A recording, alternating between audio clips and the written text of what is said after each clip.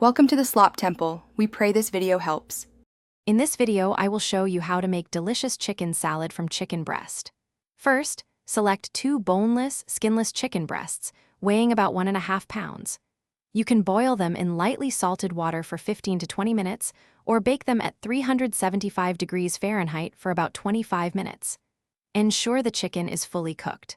Once done, let it cool completely before moving on to the next step. This cooling process is crucial for the best texture.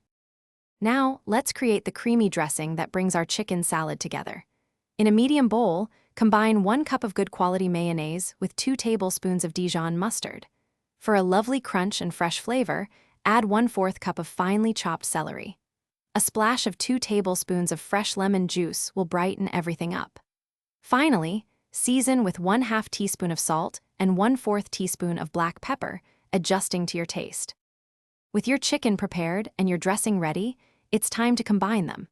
Gently fold the cooled, shredded, or diced chicken into the creamy dressing mixture. Make sure every piece of chicken is thoroughly coated for consistent flavor. This is also where you can personalize your salad. Try adding 1/4 cup of finely chopped red onion for a little zing, or 1/3 cup of chopped grapes or pecans for a sweet or nutty twist. Your delicious homemade chicken salad is almost ready to enjoy. For the best flavor, chill it in the refrigerator for at least 30 minutes before serving. This allows the flavors to meld beautifully.